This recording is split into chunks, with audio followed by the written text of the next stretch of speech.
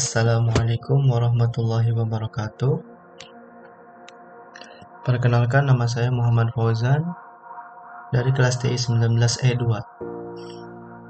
Di sini saya akan menjelaskan tentang keamanan jaringan, cara efektif melindungi jaringan.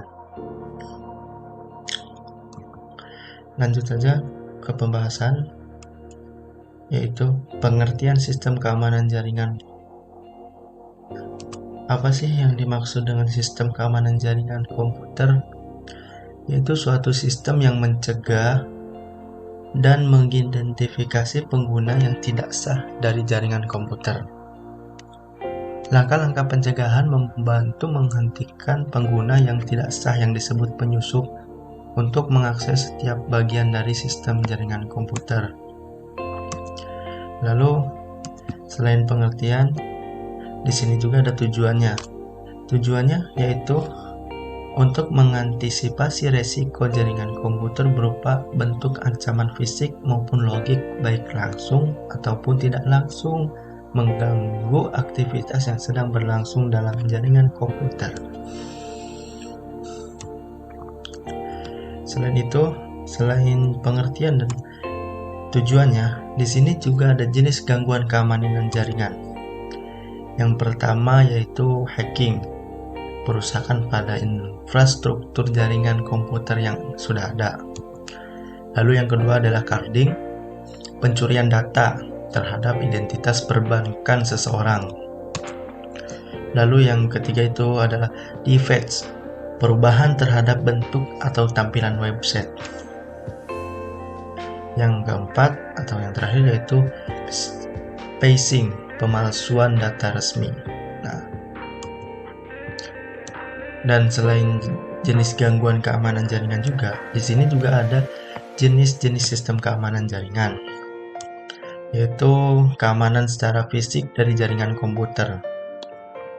Keamanan fisik lebih ditekankan pada hardware atau perangkat keras.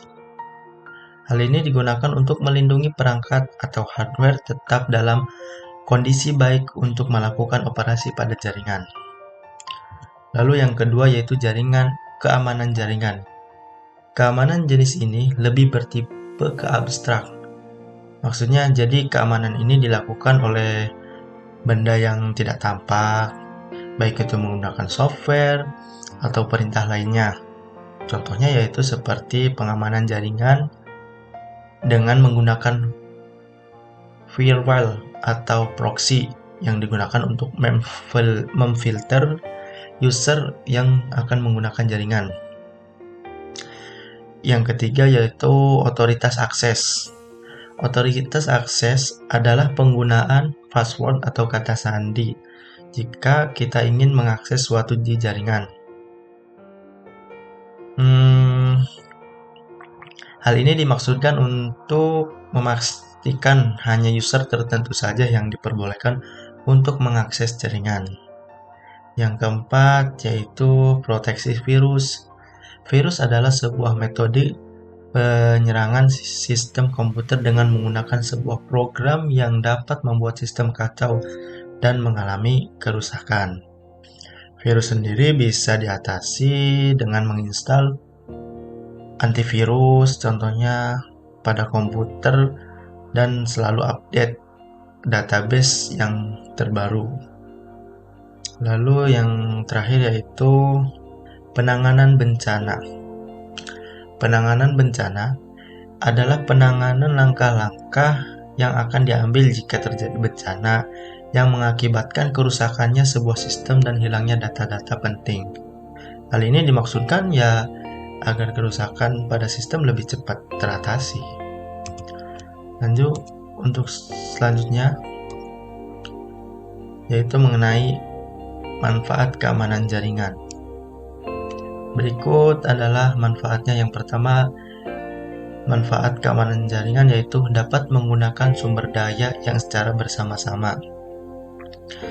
Manfaat pertama yang bisa didapatkan dari menggunakan sistem keamanan pada jaringan yaitu bisa menggunakan sumber daya secara bersamaan.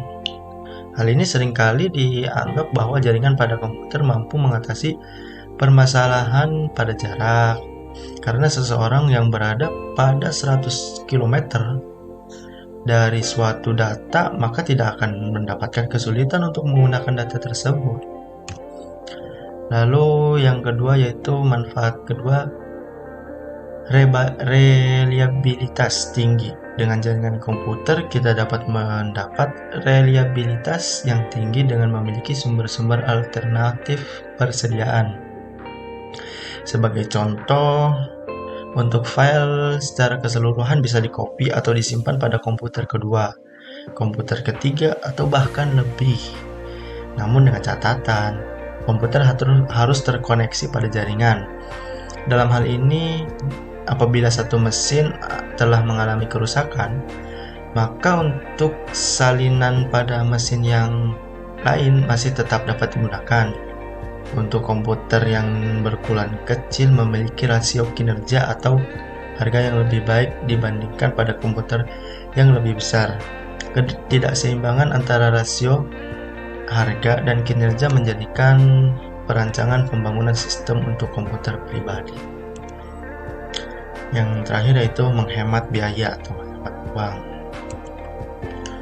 Di sini juga ada beberapa tips keamanan jaringan, yaitu yang pertama, pasang antivirus yang sesuai dengan kebutuhan,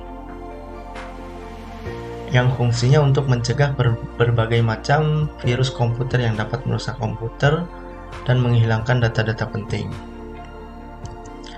Lalu yang kedua, update komputer Anda secara rutin. Software yang terinstal pada komputer perlu untuk diperbarui demi menjaga keamanan komputer. Yang ketiga, jangan sembarang membuka website yang tidak jelas seperti situs-situs bajakan yang dalam terdapat virus patogen yang dapat menyebar ke perangkat komputer. Dan yang terakhir adalah Anda juga sebaiknya berhati-hati saat ingin mengunduh file dari internet. Bisa juga terdapat virus atau malware di dalamnya. Nah, untuk kesimpulan dari presentasi tadi, yaitu perluasan internet dan jumlah aplikasi sensitif yang membutuhkan keamanan yang kuat adalah pertanda pertumbuhan akan permintaan pada kemampuan manajemen keamanan, seperti pada e-commerce, pesan aman dari aplikasi fileware berkembang. Aplikasi manajemen akan dibutuhkan untuk membatasi beban administrasi sambil memungkinkan fleksibilitas dan kontrol operasi keamanan yang lebih besar. Sebelum manajemen keamanan yang efektif dapat dikembangkan dan didemokrasikan, ada beberapa persyaratan. Pertama, infrastruktur manajemen aman harus terimplementasi. SNMP disiasi sebagai penerus aman untuk SNM. Selanjutnya, MIB keamanan harus didefinisikan untuk memungkinkan setting operasi pada nilai-nilai penting untuk aplikasi keamanan untuk dikelola.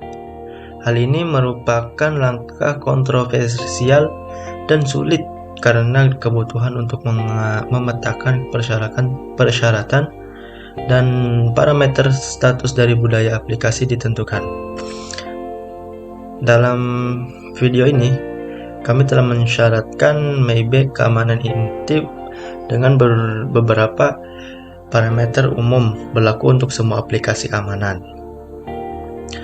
Inti dapat diperluas untuk menentukan parameter konfigurasi dan status bagi aplikasi keamanan dan fitur vendor dalam koneksi yang sama. Mungkin cukup sekian